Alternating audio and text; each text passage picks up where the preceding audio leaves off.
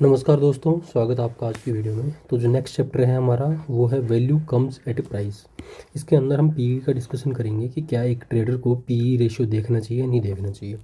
तो PE ratio देखना चाहिए नहीं देखना चाहिए, उससे पहले मैं एक बार आपको पीई समझा देता हूँ क्या होता है। पीई का मतलब होता है प्राइस अपॉन में अर्निंग्स, ईपीएस पर अर्निंग पर शेयर। ठीक है, इसका मतलब ये हो गया कि मान लीजिए आप किसी बिजनेस के अंदर 100 रुपये लगा रहे हो और वो एक साल में आपको 10 रुपये दे रहा है। ठीक है, तो पी रेशियो आ गया 10 का। इसका मतलब ये हो गया कि आपको पहले साल मिलेंगे 10 रुपये, दूसरे साल मिलेंगे 10 रुपये, ऐसे करते करते आपको अपना जो 100 रुपये आपने लगाया उसको रिकवर करने के लिए आपको 10 साल का वेट करना पड़ेगा।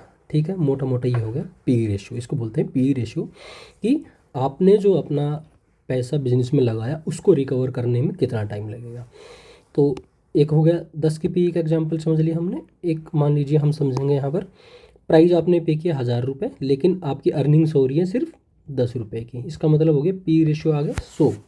इसका मोटा मोटा मतलब हो गया कि आपको अपने 1000 रुपये रिकवर करने के लिए 100 साल का वेट करना पड़ेगा। ये थियोरेटिकली है, इसको मार्केट में क्या इम्प्लीकेशन होता है वो हम बाद में समझेंगे, बट मोटा मोटा आप एक समझ लीजिए कि पी का मतलब क्या होता है। जब लोग बोलते हैं कि हाई पी स्टॉक्स आपको बाई नहीं करना चाहिए तो वो इसलिए बोलते हैं इस थ्योरी के हिसाब से।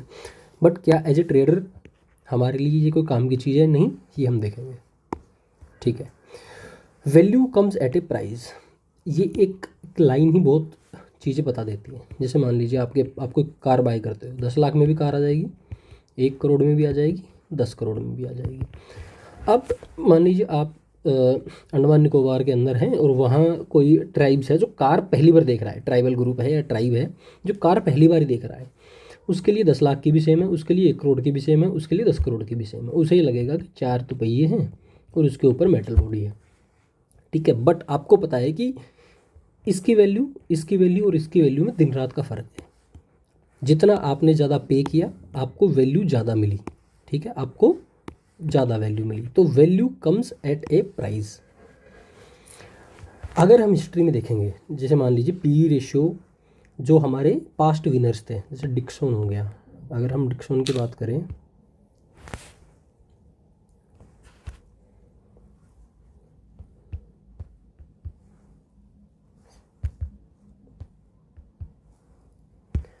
ठीक है, डिक्सन की बात करें जो कि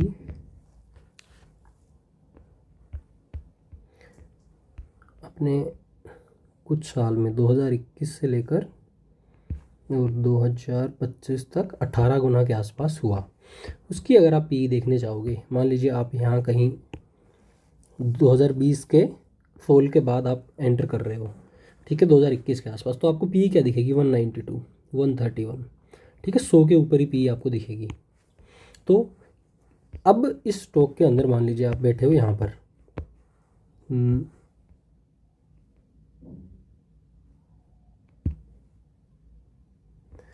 आप यहाँ पर बैठे हो,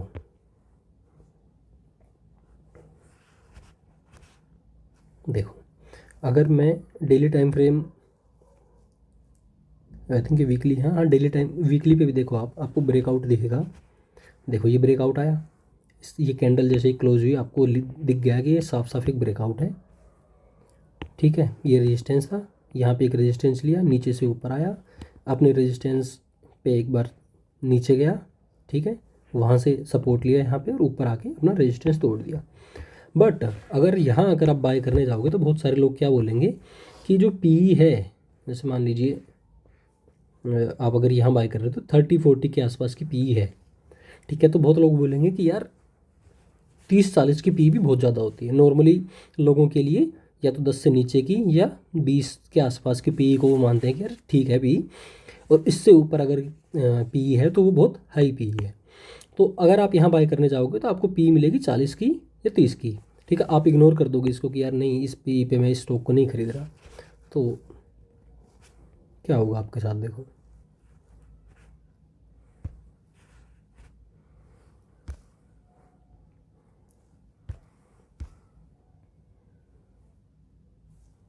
देखो यहाँ से क्या हो गया, ठीक है, यहाँ से क्या हो गया, लगभग डबल हो गया।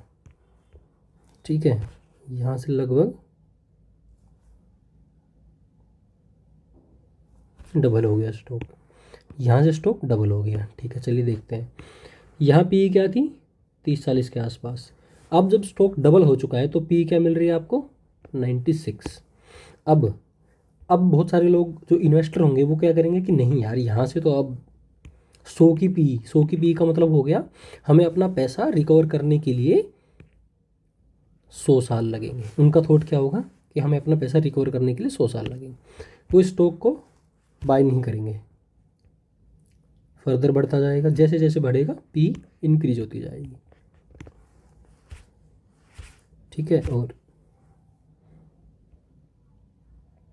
उसके बाद तो दिखाना क्या है, आपको पता ही होगा कि स्टॉक कहाँ से और ऊपर 18,600 तक गया। तो जब 18,600 तक गया तब भी इसकी पी 100 से ऊपर थी। तो पी को अगर हम तोड़ें, ठीक है, पी का मोटा मोटा होता है परसेप्शन। ठीक है, इसको प्राइस नहीं बोलते, इसको बोलते हैं परसेप्शन। परसेप्शन का मतलब क्या हो गया कि आज को भूल जाता हूँ मैं ये देखता हूँ कि जो डिक्सन कंपनी है, ठीक है, जो इन्वेस्टर, जो जिनको धंधे की नॉलेज है, जो इंस्टीट्यूशनल इन्वेस्टर होगा वो ये देखेगा कि यहाँ नहीं, आज को भूल जाता हूँ मैं। मान लीजिए ये जो टाइम था जहाँ कंपनी सेल्स कर रही थी,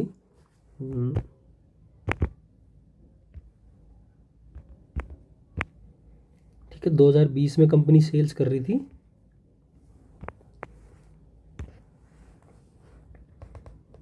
1600 करोड़ की। ठीक है, वो ये देखेगा कि ठीक है, आज मैं अब भूल जाता हूँ, मैं फ्यूचर देखता हूँ कि फ्यूचर में कंपनी कितनी सेल कर सकती है।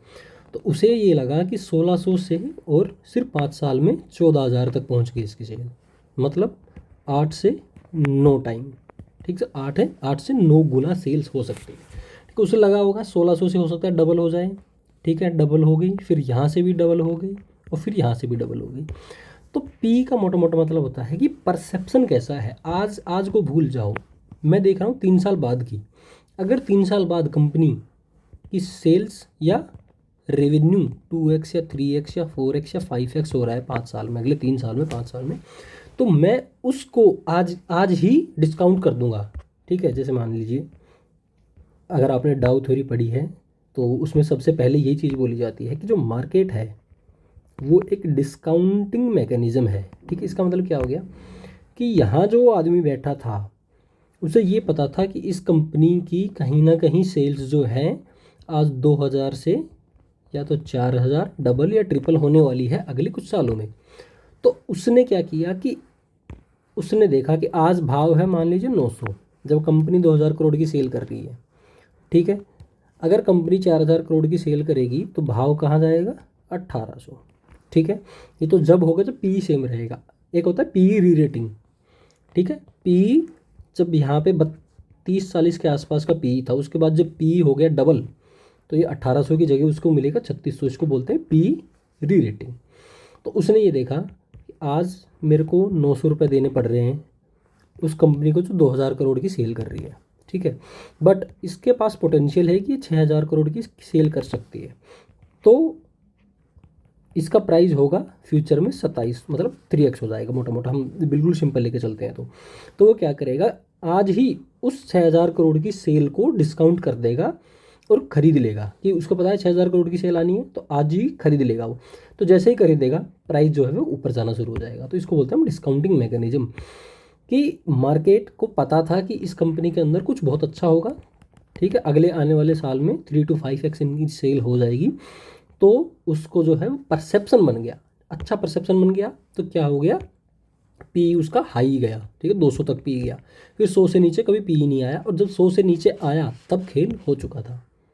ठीक है, देखो 100 से नीचे जैसे ही पी आया है यहाँ पर दिसंबर 24 के बाद, ठीक है, दिसंबर 24 के बाद तो मोटा मोटा ही खेल हो चुका। तो पी का मतलब क्या है, पी का मतलब है यहाँ पर परसेप्शन, कि मार्केट में कैसा देखा जाता है उस चीज़ को। जैसे मान लीजिए क्रिकेट एनालॉजी से अगर हम समझें तो आज के ऊपर, आज अगर आपको कहे कोई कि किसी प्लेयर के ऊपर बैट करना है आपको, ठीक है, आईपीएल में अगर मान लीजिए आप कोई टीम खरीद रहे हो, तो आप क्या ये देखोगे कि यार मैं विराट कोहली को ले लूँ, ठीक है, विराट कोहली को ले लूँ, या आप ये देखोगे कि मैं यशस्वी जायसवाल को ले लूँ? आपको देखना है कि यार मुझे, या जो अभी रियान पर आ गए मान लीजिए, इन तीनों में से आपको बैट लगानी हो तो किस पे लगाओगे आप? या रोहित शर्मा हो गया, ये तो हो गए बड़े, ये तो हो गया कि इनका जो पीक था वो चला गया, ठीक है। परसेप्शन यहाँ नेगेटिव होने लग जाएगा इनके खिलाफ T20 के अंदर, मान लीजिए कि नहीं यार ये तो 35 से 40 की उम्र हो गई, अब तो ये कहाँ ही इतना बढ़िया खेलेंगे। बट यहाँ जो है, ठीक है, इनका जो परसेप्शन है जायसवाल का, रियान पराग का, इनका परसेप्शन आज इतना तगड़ा है कि बेशक ये रन ना बनाए, ठीक है, बट इनको खरीदने के लिए टीम्स हैं वो रेडी रहेंगी, तो इनका जो प्राइस है वो पे करेंगी, वो हाई प्राइस पे करेंगी। क्यों? क्योंकि परसेप्शन इतना परसेप्शन है कि ये दोनों आने वाले साल में, 2 साल में, 3 साल में बहुत अच्छा करेंगे। ये नेक्स्ट विराट कोहली भी हो सकते हैं, नेक्स्ट रोहित शर्मा भी हो सकता है। तो ये हो गया परसेप्शन का खेल। तो जैसे ही परसेप्शन आ गया तो हाई प्राइस हो गया खिलाड़ी का। तो ऐसे ही मार्केट में होता है। जैसे ही मार्केट में ये लगता है कि किसी कंपनी का पी का मतलब प्राइस भूल लीजिए, परसेप्शन लगेगी कि परसेप्शन अच्छा है तो मार्केट उसको हाई पी देता है, ठीक, क्योंकि स्टॉक भागता है। अगर स्टॉक भागेगा तो फिर जैसे मान लीजिए एक कंपनी 100 रुपये की रेवेन्यू कर रही है, ठीक है, मतलब 100 रुपये प्राइस है उसका और अर्निंग कर रही है 10 रुपये की, ठीक है, पी 10 का आ गया, बट परसेप्शन इसमें चेंज हो गया, ठीक है। ये लग रहा है कि अरे 3-4 साल में तो फटेगा तगड़ा, तो अर्निंग तो 3-4 साल बाद आएंगी ना, ठीक है, ये तो 3 से 4 साल बाद आएगी। बट क्योंकि पता है कि 3 से 4 साल बाद ही फटेगा, अर्निंग तगड़ी आएगी, तो क्या होगा कि मैं आज इसको बाय करने लग जाऊंगा। मैं इसको 100 से मान लीजिए 200 ले गया, ठीक है, पी 10 से 10 ही रही तो पी होगी 20 की।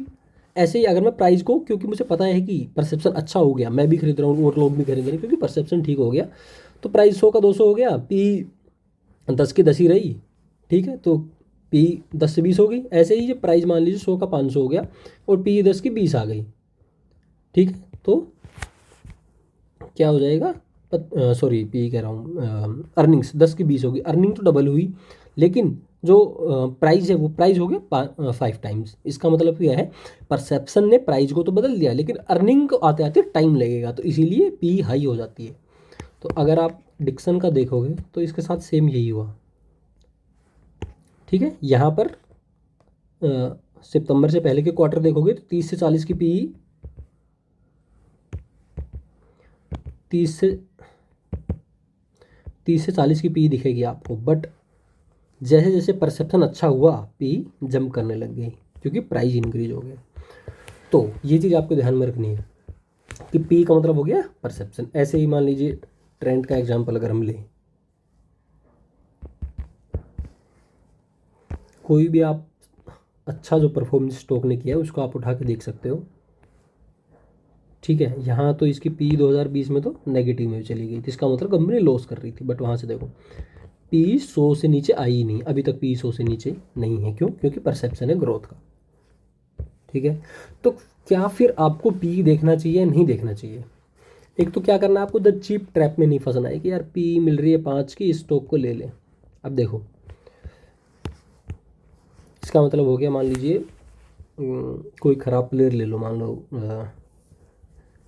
अब छोड़ो, शिखर धवन देखो, अब वो खेल नहीं रहा, ठीक है। अगर शिखर धवन ऑप्शन में आए आईपीएल के और सेम टाइम मान लीजिए रियान पराग ऑप्शन में आए, ठीक है, ऑप्शन में आए, तो क्या होगा, शिखर धवन अच्छा खेलता है, ठीक है, बट अभी कुछ साल से वो नहीं खेल रहा है, तो इसके अराउंड परसेप्शन क्या है, परसेप्शन क्या होगा कि यार इसको नहीं लेंगे, ये क्या पता खेले नहीं खेले, तो ये इसका जो प्राइस होगा वो क्या हो जाएगा, गिर जाएगा। इसका मतलब पी इसकी होगी लो, ठीक है, 3, 5, 10 की पी मिल जाएगी शिखर धवन। लेकिन ठीक है, यशस्वी जायसवाल हो गया, रियान पराग हो गए, जो नए खिलाड़ी हैं, ठीक है, उनका क्या होगा कि यार ये तो अच्छा करेंगे जाके, तो उनका जो परसेप्शन होगा वो उनके अराउंड हाई होगा, तो ये पी भी आपको 100-200 के मिलेंगे, मतलब ये मिलेंगे आपको महंगे, ठीक है, चीप नहीं मिलेंगे आपको।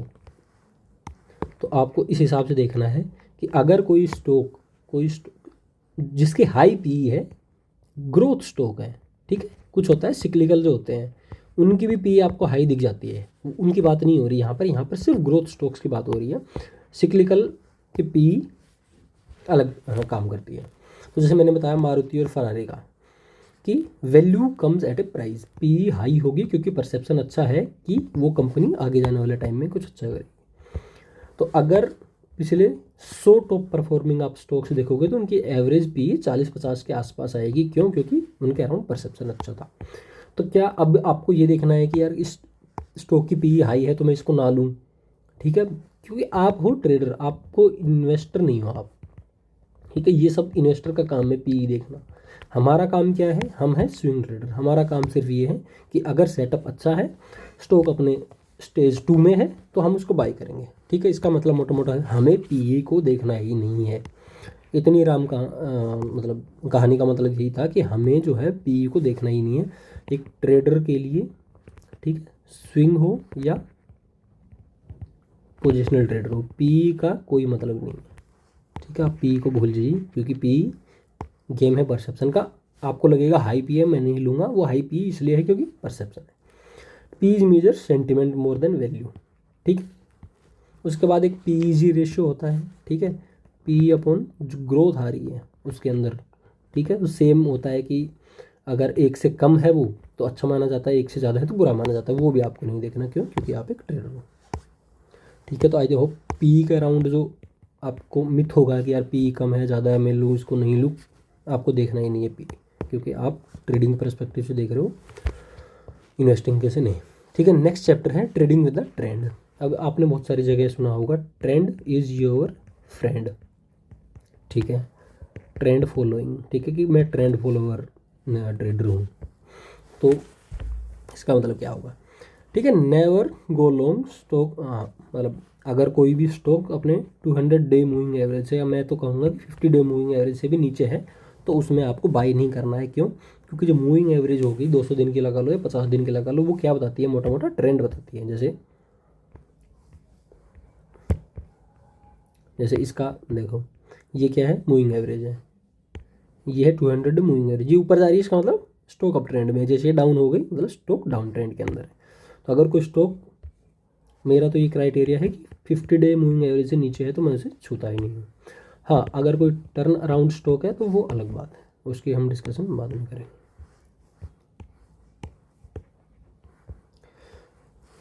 ठीक है। मोटे मोटे 4 स्टेजेस होते हैं मार्केट के अंदर, ठीक है। चारों को हम समझेंगे। पहला स्टेज होता है नेग्लेक्ट फेज, जिसको हम बोलते हैं कंसोलिडेशन। दूसरा होगा एडवांसिंग स्टेज, ये आपके काम का है, जहाँ पर एक्यूमुलेशन होगा। तीसरा होगा टॉपिंग, जहाँ डिस्ट्रीब्यूशन होगा। और चौथा होगा डिक्लाइन, जहाँ माल चिपकाया जाएगा, ठीक है। स्टेज 1 क्या होगा, अब जैसे मान लीजिए कोई स्टॉक जो है वो आईपीओ में लिस्ट हुआ, तो उसकी स्टेज 1 होगी, मान लीजिए आईपीओ का हाई लगा यहाँ पर, उसके बाद वो नीचे चला गया और यहीं घूम रहा है, तो ये होगी स्टेज 1। उसके बाद क्या होगी, स्टेज 2 शुरू होगी। तो पहले ये है स्टेज 1। स्टेज 1 में क्या हो रहा है, कंसोलिडेशन। कंसोलिडेशन का मतलब क्या होता है, जैसे नीचे आएगा यहाँ पर लोग बाई करेंगे, जैसे और नीचे आया लोग बाई करेंगे। तो इसका मतलब है कि एक बाउंड्री सेट हो जाएगी, ऊपर की तरफ भी नीचे की तरफ भी। नीचे आने नहीं दिया जा रहा, क्यों? क्योंकि इंस्टीट्यूशंस जो है वो बाई कर लेते हैं, रिटेल पब्लिक जो है जो बाई कर लेगी। तो एक कंसोलिडेशन फेज होगा स्टेज 1, जिसको हम बोलेंगे कि वो स्टॉक जो है वो ऐसे ही चलेगा, ठीक है। एक क्लियर हमारे पास बाउंड्री मिलेगी कि भाई स्टॉक इसी के आसपास घूम रहा है, वो होगा कंसोलिडेशन फेज, स्टेज 1। स्टेज 1 में आपको क्या नहीं करना कि don't try to pick bottom. बहुत सारे लोग ऐसे बॉटम फिशिंग करते आपको नजर आएंगे कि यार सबसे नीचे खरीदूँ और सबसे ऊपर बेचूँ, तो ये कभी नहीं करना। बॉटम पकड़ने की कोशिश नहीं करना, क्योंकि बॉटम कब बनेगा, कहाँ बनेगा, ये खुद कंपनी को भी नहीं पता होगा।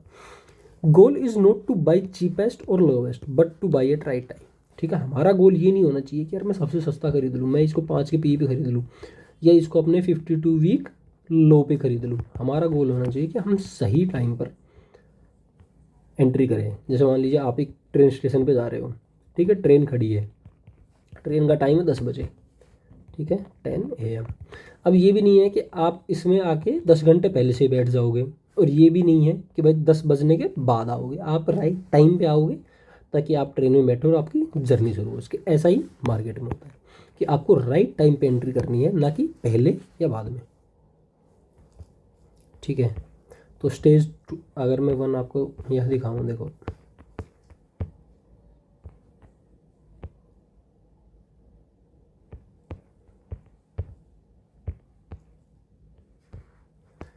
जैसे अगर इसको पूरे को एक फेज लें तो इसको हम बोल सकते हैं ये है स्टेज 1, ठीक है, यहाँ तक जहाँ से ब्रेकआउट नहीं आ जाता। स्टेज 1 ये है, स्टेज 2 जहाँ पर एक्यूमुलेशन होता है, जहाँ पर मैजिक होता है। फिर आएगा स्टेज 3, जिसमें अच्छे से नहीं दिख रहा,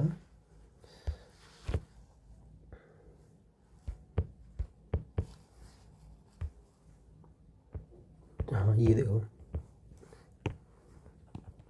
स्टेज 1, ठीक है। यहाँ अक्यूमुलेशन हुआ, नीचे गया बाई किया, नीचे गया बाइंग आई, ऊपर आया। This is stage 2। स्टेज 2 में क्या होगा, स्टेज 2 में क्या होगा कि मतलब एडवांस फेज है, ये एडवांस फेज है जहाँ पर प्राइस जो है वो एडवांस करेगा। स्टेज 1 में एक्यूमुलेशन हुआ, stage 2 advance phase, and then this is stage 3 जहाँ पर टॉप इसने बनाया, टॉपिंग आउट हो गया, ठीक है। स्टेज 3, देन स्टेज 4 में प्राइस डिक्लाइन करेगा। 3 में प्राइस डिक्लाइन नहीं करेगा, एक तरीके से ऊपर डिस्ट्रीब्यूशन होगा। यहाँ क्या हुआ था, एक्यूमुलेशन। इसका मतलब यहाँ जो इंस्टीट्यूशंस थे, म्यूचुअल फंड्स थे, जो स्मार्ट हैंड थे, स्मार्ट हैंड्स ने यहाँ बाई किया। बाई कब किया देखो, हो सकता है रिटेल ऊपर ले जा रही हो, जैसे नीचे आया उन्होंने बाई किया, ठीक है। यहाँ उन्होंने बाई किया, यहाँ बाई किया, इसको ऊपर ले गए। फिर एडवांसिंग फेज 890 से 4000 5000 स्टॉक गया, ये हो गया एडवांसिंग फेज। अब स्टेज 3 आएगा। स्टेज 3 के अंदर क्या होगा कि ये जहाँ अक्यूमुलेट किया था इन्होंने, इसको डिस्ट्रीब्यूट करेंगे पब्लिक को, तो यहाँ होगा डिस्ट्रीब्यूशन फेज, एंड देन फिर decline phase. This is stage 4। ये पूरा देखेंगे बाद में हम। तो स्टेज 1 समझ में आ गया। Then transition from stage 1 to stage 2, ये बहुत इंपॉर्टेंट है। स्टेज 1 के अंदर क्या होगा, स्टेज 1 के अंदर होगा जो स्टॉक है वो अपना 200 डे मूविंग एवरेज से कभी ऊपर जाएगा, कभी नीचे जाएगा, या नीचे ही रहेगा। स्टेज 2 में क्या होगा, एक तो वॉल्यूम्स आने लग जाएंगे, ठीक है। देखो अगर मैं वॉल्यूम चार्ट लगाऊं यहाँ पर,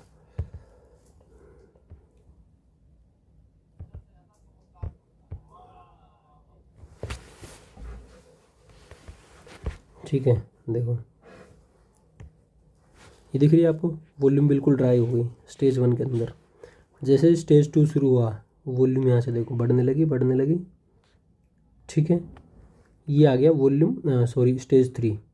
स्टेज 3 में भी नॉर्मल वॉल्यूम है, ठीक है। अभी हम स्टेज 2 तक देखते हैं एक बार। स्टेज 2 जो ट्रांजिशन देख रहे हैं अभी हम, स्टेज 1 से 2 होने का, सबसे पहले है वॉल्यूम, यहाँ से वॉल्यूम स्पाइक आने लग गई, ठीक है। सेम ऐसा ही अगर हम देखें तो हर स्टॉक में आपको दिख जाएगा। जैसे मान लीजिए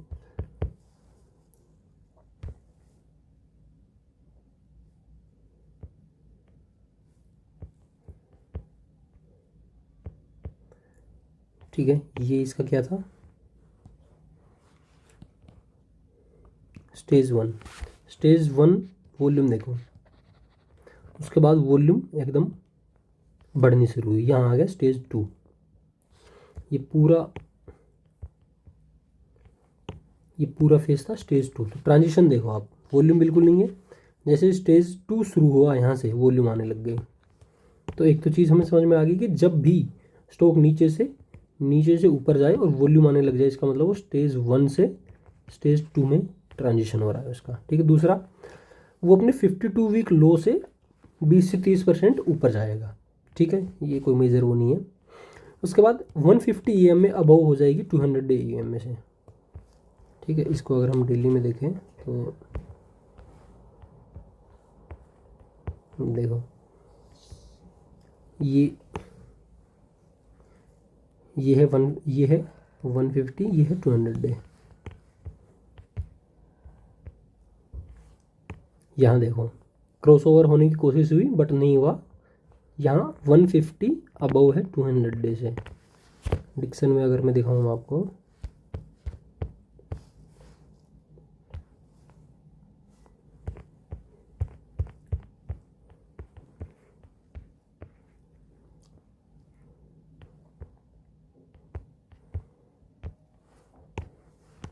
स्टेज 1 था, ठीक है। ये जो रेड वाली है 150 और नीचे वाली है 200 डे। यहाँ देखो क्रॉसओवर आ गया, क्रॉसओवर आया और वॉल्यूम्स आई। इसका मतलब transition from stage 1 to stage 2। तो पहली चीज़ तो वॉल्यूम देख लिया आपने। दूसरी 150 क्रॉस करेगी 200 डे को, और प्राइस तो दोनों अपने मूविंग एवरेज से ऊपर होगा। प्राइस अपने दोनों मूविंग एवरेज देखो, स्टेज 2 यहाँ से आया ना, यहाँ से शुरू हुआ, प्राइस अपने दोनों की मूविंग एवरेज से ऊपर है। उसके बाद प्राइस जो होगा वो ये फॉर्मेशन में रहेगा, higher low, higher high, higher low, higher high, higher low and higher high. ठीक है, ये देखो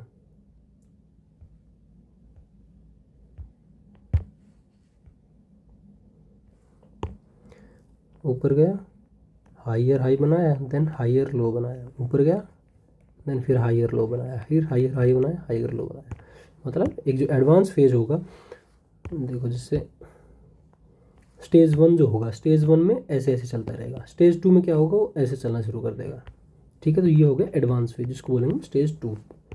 तो आपको ट्रांजिशन देखना है कि वॉल्यूम सिग्निफिकेंट आ जाए, जो ग्रीन वॉल्यूम्स है वो ज़्यादा आए रेड वॉल्यूम से। ठीक, जैसे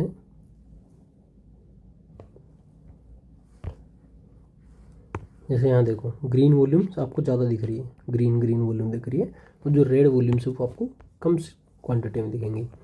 उसके बाद क्या होगा, ट्रांजिशन हुआ, फिर आ जाएंगे हम स्टेज 2 के अंदर। ये था यहाँ से, this is the transition phase, और अब हम आ गए स्टेज 2 के अंदर। ठीक है, ये था ट्रांजिशन फेज, और यहाँ से अब हम स्टेज 2 के अंदर एंट्री कर चुके हैं, जहाँ पर जो सारा खेल होगा, जो प्राइस बढ़ेगा वो स्टेज 2 के अंदर ही बढ़ेगा। अब उसमें क्या होगा कि एन फैक्टर होगा कोई ना कोई। ठीक है, जैसे डिक्सन में अगर हम देखें तो एन फैक्टर क्या था कि जो हमारी ईएमएस सेक्टर था, यानी इलेक्ट्रॉनिक मैन्युफैक्चरिंग सेक्टर, जिसमें फ़ोन हो गए, ठीक है, लैपटॉप हो गए, ये सब कंपनी बना रही थी। दूसरा क्या हो गया, चाइना +1 स्ट्रेटेजी जो कोविड के बाद आई कि चाइना के अलावा भी हमें कहीं मैन्युफैक्चरिंग करनी है, तो जो आईफोन इंडिया में बनता है वो यही कंपनी बनाती है। तो क्या हुआ कि एक एन फैक्टर आया, एन फैक्टर कैंसिलिंग में हम देख चुके हैं कि एन फैक्टर क्या होता है।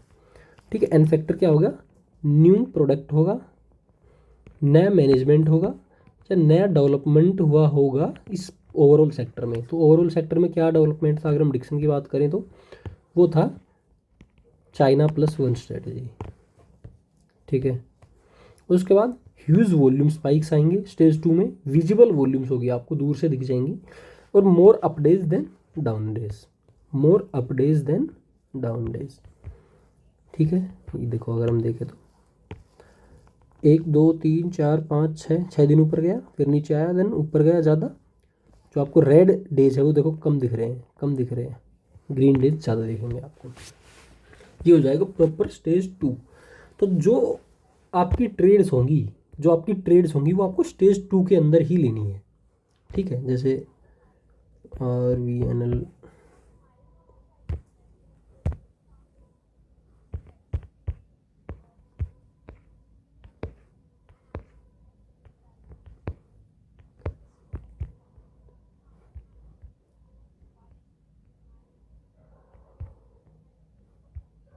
देखो स्टेज 1 था, स्टेज 2 में आए, स्टेज 2 में आपको वॉल्यूम अलग ही दिख रही है। ये इंडिकेटर अगर आप यूज़ करना चाहो तो मैं आपको दिखा देता हूँ।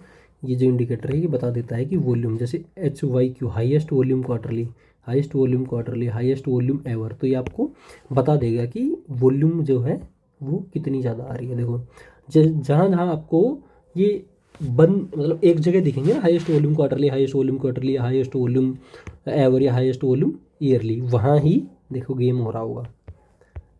स्टेज 1 के अंदर था, स्टेज 1 में था, ट्रांजिशन हुआ स्टेज 2, ये देखो यहाँ से वॉल्यूम पकड़ने लग गया, हाईएस्ट वॉल्यूम क्वार्टरली,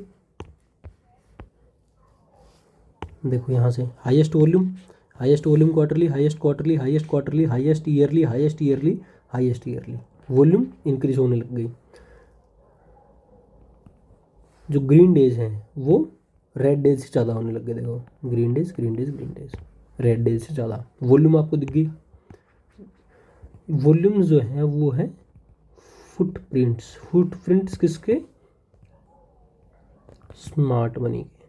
ठीक है, अगर वॉल्यूम ना हो मार्केट में तो आप रिटेलर जो है, हम जैसे लोगों कभी पैसा नहीं कमा पाए। क्योंकि पता नहीं होगा कि स्मार्ट मनी है या सिर्फ स्पेकुलेशन पे प्राइस इंक्रीज हो रहा है। पर जहाँ वॉल्यूम आ रही है वहाँ इसका मतलब है कि स्मार्ट मनी वहाँ पर घुस रही है। तो ये आपको पहले जो है फुटप्रिंट दिखा देंगे कि स्मार्ट मनी कहाँ घुस रही है।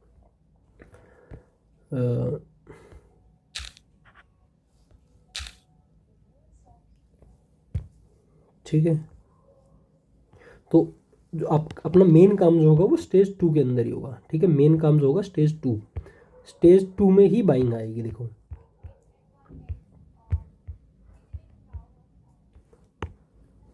देखो स्टेज 2 के अंदर ही बाइंग आएगी।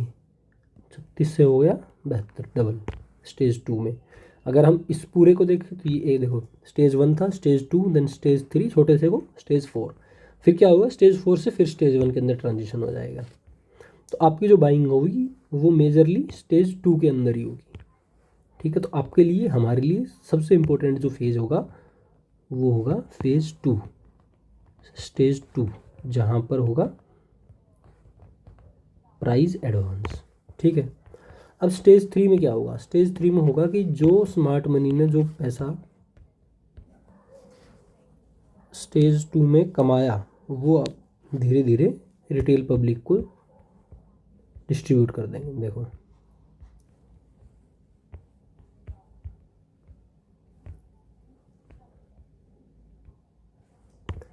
स्टेज 1, स्टेज 2, ये हुआ स्टेज 3। ठीक है, स्टेज 3 के अंदर यहाँ जो स्मार्ट मनी ने पैसा देखो यहाँ कमाया था वो धीरे धीरे धीरे ऊपर ले गई और यहाँ पर पब्लिक को माल बेचा गया और वहाँ से अब हो गया स्टेज 4, डिक्लाइनिंग फेज। ठीक है, सेम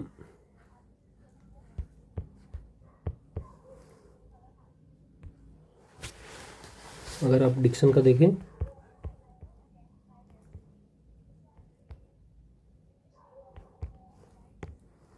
स्टेज 1, 2 में क्या होगा एडवांस फेज।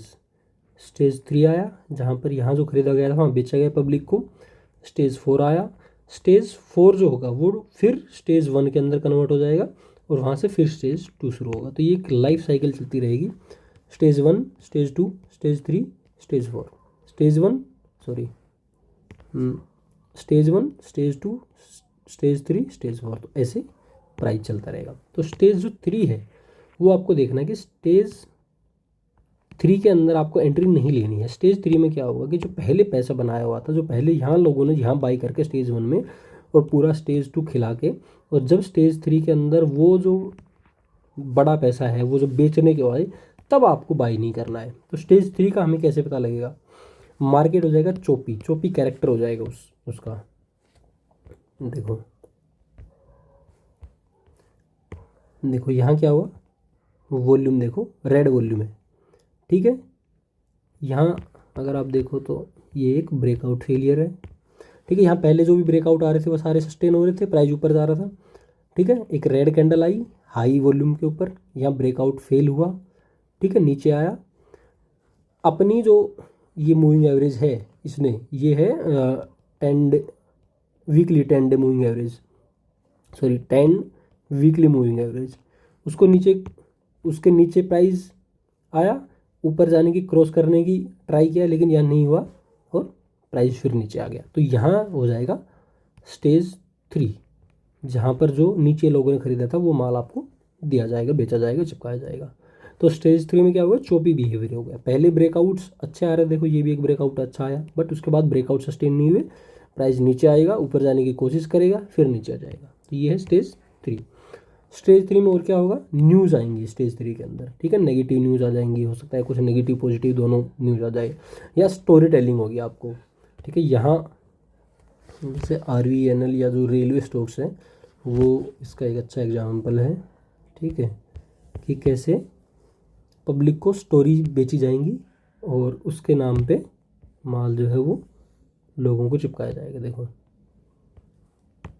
ये जो पूरा फेज है इसके अंदर जो पब्लिक, रिटेल पब्लिक है वो घुसी, उसने पैसा कमाने का कोशिश किया क्योंकि यहाँ पर स्टोरी टेलिंग की गई। देखो वॉल्यूम बिल्कुल ड्राई अप हो गई, स्टेज 2 के अंदर वॉल्यूम आई, वॉल्यूम आई, वॉल्यूम आई, स्टेज 3 के अंदर वॉल्यूम बिल्कुल ड्राई अप हो गई। अब स्टेज 3 के बाद प्राइस नीचे जाने लग गया, जो है स्टेज 4, जहाँ भी वॉल्यूम नहीं है, यहाँ भी वॉल्यूम नहीं है, स्टेज 1 में भी नहीं है, वॉल्यूम आपको दिखेगी अच्छी खासी स्टेज 2 के अंदर।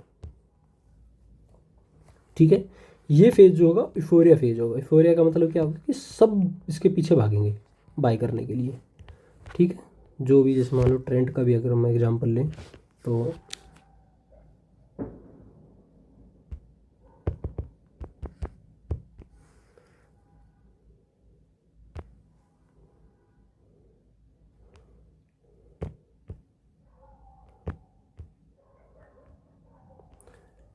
देखो, अगर आप प्राइस को पढ़ो, स्टेज 1 था, स्टेज 2 आया, ये जो 10 वीकली मूविंग एवरेज है, 40 वीकली मूविंग एवरेज है, ठीक है। प्राइस इसके नीचे जाता है, ऊपर आ जाता है, प्राइस इसको टच करता है, ऊपर आ जाता है, टच करता है, ऊपर आ गया, टच किया, ऊपर आ गया, टच किया, ऊपर आ गया। यहाँ देखो, टच किया, ऊपर गया, नीचे आया, दोबारा इसको क्रॉस करने की कोशिश की, नीचे आ गया। ये हो गया आपका स्टेज 3, जहाँ पर आपको क्लियरली दिख जाएगा कि जो प्राइस है वो अपने जो स्टेज 2 के अंदर जो बिहेव कर रहा था उसके अलग बिहेव करने लग गया। इसका मतलब है कि आपको अब वहाँ से बिल्कुल दूर हो जाना है। क्यों? क्योंकि स्टेज 4 रहने वाला है।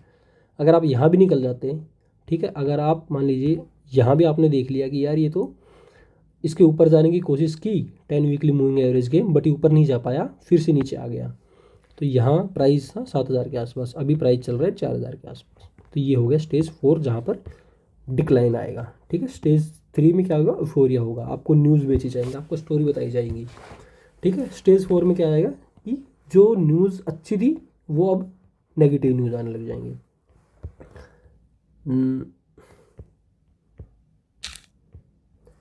देखो ये है स्टेज 4, यहाँ पर आपको अर्निंग्स जो होगी, देखो यहाँ गैप डाउन हुआ, नेगेटिव न्यूज़ आएगी, गैप डाउन हुआ, ऊपर जाने की कोशिश किया, नीचे आया, ऊपर जाने की कोशिश किया, नीचे आया, नीचे आया, नीचे आया। साथ में क्या होगा, अगर आप देखोगे तो इसकी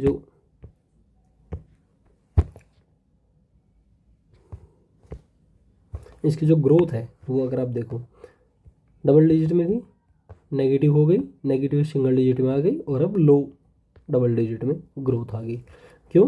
क्योंकि स्टेज 4 में एंटर हुआ है, तो उसके साइंस क्या हैं कि नेगेटिव आपको न्यूज़ आने लग जाएंगी, जो ग्रोथ है वो रुक जाएगी, जो ट्रिपल डिजिट ग्रोथ है, हाई डबल डिजिट ग्रोथ आ रही थी वो नहीं आएगी। स्टेज अपने 200 डे मूविंग एवरेज से नीचे चला जाएगा। 50 डे मूविंग एवरेज जो है वो 200 डे मूविंग एवरेज को क्रॉस करेगी। जैसे कि डेली में आपको दिखाऊँ, देखो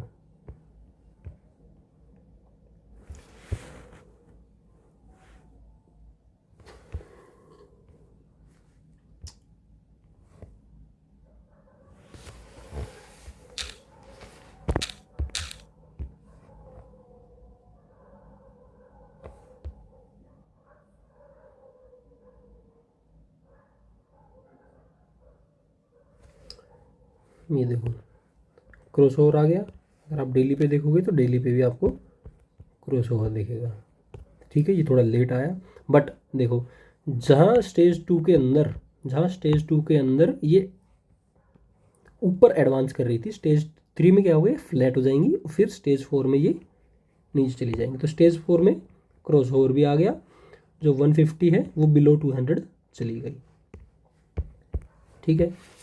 तो ये हो जाएगा कि वॉल्यूम लो हो जाएंगी, 52 वीक न्यू लो लगेंगे, और जो 150 और 200 मूविंग एवरेज से नीचे प्राइस चला जाएगा।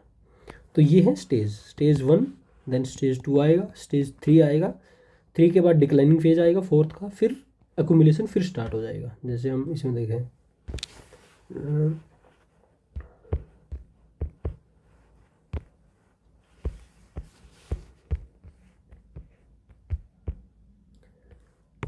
स्टेज 2, स्टेज 3, देखो क्रॉस ओवर भी आ गया, नीचे गया, देन फिर यहाँ से एक्यूमुलेशन स्टार्ट हो गया। तो यहाँ फिर क्या हो गया, देखो यहाँ क्रॉस ओवर आ गया था 4th फेज में, फिर क्रॉस ओवर फिर आ गया, यहाँ 150 200 डे के नीचे चली गई थी, यहाँ 150 ने 200 डे क्रॉस किया, इसका मतलब पॉजिटिव, ठीक है। ये फिर क्या हमारा आ गया, स्टेज 1, स्टेज 2 फिर शुरू हो गया।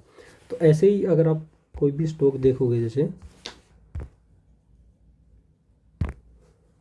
उसमें यही होगा, स्टेज 1 से स्टेज 4 तक, फिर स्टेज 4 से फिर शुरू हो जाएगा। ये देखो स्टेज 1 था, स्टेज 2 हुआ, यहाँ स्टेज 3 हुआ, स्टेज 4 डाउन, ठीक है, फिर स्टेज 1 शुरू, ठीक है, ये स्टेज 1 शुरू, फिर एक बेस बनाया, स्टेज 1 फिर आ गया। मतलब ऐसा नहीं होगा कि बिल्कुल आपको स्टेज 2 दिखेगा, फिर स्टेज 3 या स्टेज 4 सब में दिखेगा, कई बार क्या होगा, स्टेज 2 आया, देखो ये स्टेज 3 कह सकते हैं, बट स्टेज 3 के बाद स्टेज 4 नहीं आया, बट स्टेज 3 जो है स्टेज 1 में ही कन्वर्ट हो गया, फिर स्टेज 2 शुरू हो गया। आपको मेन समझने की बात ये है कि मार्केट ऐसे चलेगा, तो आपको इसमें नहीं फंसना है स्टेज 1 में, आपको स्टेज 2 के अंदर ही अपनी सारी एक्टिविटी करनी है। स्टेज 3 जैसे दिखे भग लो, और देन स्टेज 4 में फिर प्राइस डिक्लाइन होगा, आपको यहाँ भी एंटर नहीं करते, आपका काम सिर्फ यहाँ पर है। उसके बाद how to pinpoint stage 2। Stage 2 को हम कैसे मतलब पिन पॉइंट करेंगे यार, स्टेज 2 अब आ गया है, तो हमने देख ही लिया है 150 क्रॉस करेगी 200 को, ठीक है, ग्रोथ गाइडेंस अच्छी होगी, उसके बाद high RS rating, stage stock जो है वो रिलेटिव टू इसका जो इंडेक्स है, जैसे निफ्टी हो गया, निफ्टी के रिलेटिव में इसकी स्ट्रेंथ ज़्यादा हो जाएगी। अगर आपको इसका टूल भी अगर देखना है तो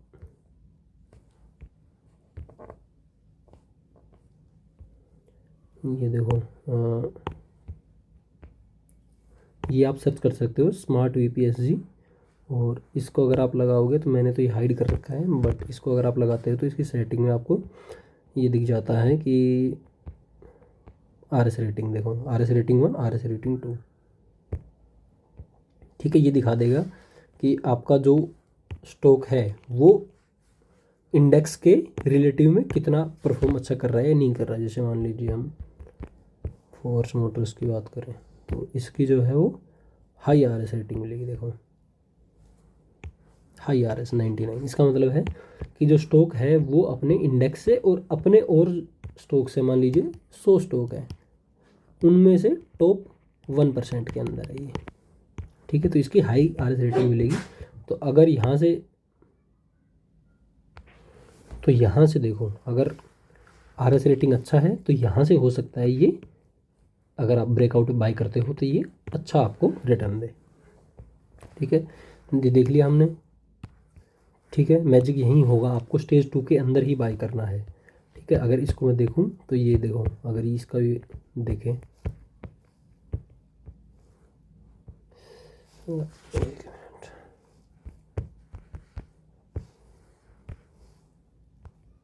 देखो स्टेज 1 में था बहुत टाइम से, स्टेज 2 आया, stage 3, stage 4, then again stage 1 शुरू हुआ, स्टेज 3 आया, सॉरी स्टेज 2 शुरू हुआ, स्टेज 3 आया, स्टेज 4, देन अगेन स्टेज 2 शुरू, और अब क्या हो रहा है कि स्टेज 2 के बाद जो स्टेज 3 है, 3 के बाद 4 नहीं आएगा, 3 है वो कन्वर्ट हो गया 1 के अंदर ही, ठीक है, 3 1 के अंदर ही कन्वर्ट हो गया, और अब ये स्टेज 1 से स्टेज 2 में जाने के लिए रेडी है। This is transition from stage 1 to stage 2। तो यहीं आपको स्टॉक को पकड़ना है, वो या तो स्टेज 1 से 2 में जा रहा हो या 2 में हो, ठीक है। जैसे मान लो यहाँ से आपको दिख गया, ठीक है, ये ब्रेकआउट है, यहाँ से आपको दिख गया स्टेज 2 के अंदर। अब आप वेट करो कि अब इसके अंदर एंट्री कहाँ हो सकती है, तो इसके अंदर देखो यहाँ भी एक छोटा सा यहाँ से ब्रेकआउट आया, फिर ऊपर गया, तो या तो आपको स्टेज 1 से स्टेज 2 में जाते हुए एंट्री करनी है, स्टेज 2 के अंदर ही एंट्री करनी है। उसके बाद एक चीज़ आती है बेस काउंट। बेस काउंट का मतलब हो गया, जैसे मान लो आपको क्या मतलब स्टेज 1 से 2 आ गया, 2 से आपको क्या पता कि 3 है या नहीं है, ठीक है। तो स्टेज बेस काउंट में ये होता है कि हम गिनते हैं कि देखो, अगर निक्सन का दिखाऊँ मैं आपको, जैसे मान लो यहाँ से एक एडवांस फेज स्टेज 2 आया था, एक बेस से निकला है पहले ही ये, ठीक है, बेस 1, देन एक फिर बेस बनाया 2, ऊपर गया, देखो ये एक बेस है, बेस 3, ठीक है, ऊपर जाने के बाद ये भी एक बेस है। तो ऐसे ऐसे स्टॉक जो है वो बिल्कुल, क्योंकि आपको पता ऐसे तो जाएगा नहीं बिल्कुल, मान लो 10 से 100 जाना है उसको, तो ऐसे तो नहीं जाएगा, 10 से 100 जाने के लिए 10 से 20 जाएगा, फिर नीचे आएगा, फिर एक बेस बनाएगा, फिर ब्रेकआउट होगा, फिर नीचे आएगा, फिर ऊपर जाएगा, बेस बनाएगा, ब्रेकआउट होगा। तो बेस काउंट आपको कहाँ मदद करेगा, बेस काउंट आपको मदद यहाँ करेगा कि मान लीजिए बेस 1 2 3, तीसरे बेस के बाद अगर आप बाय करते हो चौथे बेस पे या फिफ्थ बेस पे, तो आपकी जो विनिंग या प्रॉफिट की प्रोबेबिलिटी है वो कम हो जाएगी, ठीक है, जैसे आप यहाँ बाय करते हो तो आप प्रॉफिट कमाओगे, यहाँ बाय करते हो तो करोगे, यहाँ करते हो। अब स्टेज जो है, sorry, first base, second base, third base, fourth base. अब थर्ड बेस के बाद जो भी आप मान लीजिए ब्रेकआउट का कोशिश करोगे बाय करने का, तो फेलियर के चांसेस ज़्यादा हो जाते हैं। जैसे यहाँ एक छोटा सा फिफ्थ बेस है, बट फिफ्थ बेस से ब्रेकआउट नहीं आया, बट फेल हो गया। ठीक है, ऐसे ही अगर हम पीछे भी देखें, ठीक है, यहाँ से देखते हैं, बेस एक, ठीक है, जहाँ भी प्राइस ऊपर होकर नीचे आ रहा है वो एक बेस ही काउंट करेंगे हम उसको। बेस 2, बेस 3 और ये मोटा मोटा बेस 4। बेस 4 के बाद देखो, बेस 4 के बाद ब्रेकआउट आया जो कि सस्टेन नहीं हुआ, इसको बेस अगर 5 हम काउंट करें तो यहाँ से भी एक तो देखो ये ब्रेकआउट है बेस 4 के बाद, ये भी सस्टेन नहीं किया, फिर एक बेस बनाया जिसको हम बेस 5 बोल सकते हैं, और वहाँ से ब्रेक डाउन हो गया। तो आपका जो पैसा बनेगा वो एक तरीके से यंग फेज के अंदर बनेगा। मान लीजिए कोई खिलाड़ी 20 साल का है, ठीक है, फिर हो गया 25 का, 30 का, 35 का। अब इस 35 की उम्र के खिलाड़ी पे बैट करने से बेटर है कि आप या तो 20 साल के खिलाड़ी पे बैट करें या 25 साल के, क्योंकि वो अभी एडवांसिंग फेज होंगे। ये हो गया कि यहाँ से इसका कभी ना कभी ख़राब टाइम आएगा और वो नीचे की तरफ जाएगा। ठीक है, तो ये बेस काउंट होते हैं। जैसे अगर गोल्ड का अगर हम देखें, ठीक है, ये हालांकि इस पर लागू नहीं हो रहा क्योंकि बहुत सारी जियोपॉलिटिकल भी इसके पीछे है। बट देखो, base 1, base 2, base 3 and base 4। अब देखो, अब बहुत प्रोबेबिलिटी है कि या तो बेस 4 या ऊपर जाके बेस 5 से सस्टेन नहीं करेगा, वो नीचे आ जाएगा। ठीक है, तो ये बेस काउंट आपकी हेल्प करेगा कि आपको तीसरे के बाद चौथे या पाँचवें पे अगर आप ट्रेड कर रहे हो तो आपको एक सतर्क रहना है कि यार यहाँ से हो सकता है ब्रेकआउट फेल हो जाए। आफ्टर स्टेज 3 रिस्की हो जाएगा। बेस्ट है या तो आप फर्स्ट बेस पे बाय करो, या सेकंड पे, या थर्ड पे, या फिर जो ट्रांजिशन होता है स्टेज 1 to 2 में, वहाँ पर। उसके बाद अगर 50 EM में है तो रेड फ्लैग है, निकल जाओ वहाँ से। Trust your eyes more than year, इसका मतलब क्या हो गया कि आपको चार्ट पे देखना है। आपके जो कहानी आपको सुनाई जा रही है, न्यूज़ में जो कहानियाँ सुनाई जा रही है, टेलीग्राम पे जो कहानियाँ, ट्विटर पे जो कहानियाँ हैं कि यार ये कंपनी वो कर देगी, ये कर देगी, वो कर देगी, बट आपकी आइज़ जो देख रही हैं कि यार चार्ट तो कुछ बोल ही नहीं रहा, तो आपको अपनी आइज़ पे बिलीव करना है, ना कि जो कहानी आपको सुनाई जा रही है। आपको कहानी इसलिए सुनाई जा रही है कि आप उसको ले लो, ताकि जो इंस्टीट्यूशंस ने या जो स्मार्ट मनी का पैसा था वो आपको चिपका दे, वो शेयर्स आपको चिपका दे कहानियाँ सुना के। तो आपको कहानियाँ नहीं सुननी, आपको चार्ट देखना है।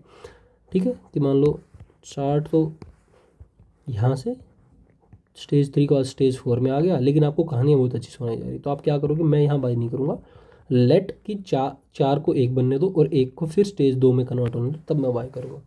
तो जो चार्ट पे आप देख रहे हो उस पर बिलीव करो, ना कि जो कहानी आपको सुनाई जा रही है।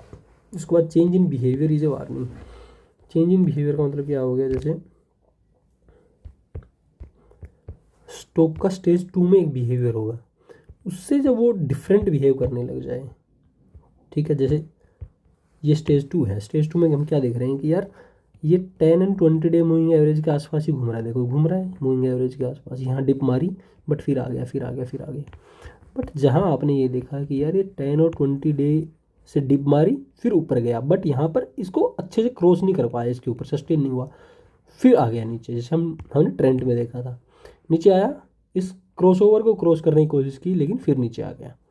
तो हमें क्या पता लग गया कि यार ये जो यहाँ इसका बिहेवियर था, देख दो, नीचे आया, ऊपर आया, फिर नीचे आया, बट इसका जो मतलब साथ नहीं छोड़ा इसने, ऊपर गया, फिर नीचे आ गया, फिर ऊपर, ऐसे करके। बट यहाँ देखो, नीचे आया, ऊपर गया, सस्टेन नहीं हुआ, नीचे आ गया, और नीचे सस्टेन कर रहा है।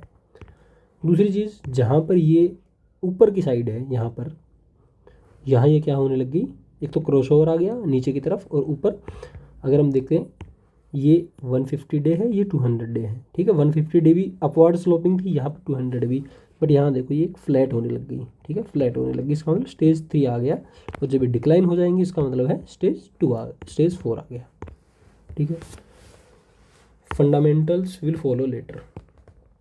ठीक है, स्टेज 4 का मतलब क्या हो गया कि यहाँ जो होगा, ठीक है, स्टेज 3 के बाद जब स्टेज 4 आएगा स्टेज 3 में आपको क्या कहानी सुनाई जाएंगी, आपको स्टोरी टेलिंग होगी कि यार ये कंपनी वो कर देगी, ये कर देगी। क्यों? क्योंकि स्टेज 1 के अंदर जिस स्मार्ट मनी ने स्टॉक बाई किया है उसको अब यहाँ पर बेचने वाला भी तो चाहिए, तो स्टोरी टेलिंग होगी। स्टोरी टेलिंग के बेस के ऊपर रिटेल को फंसाया जाएगा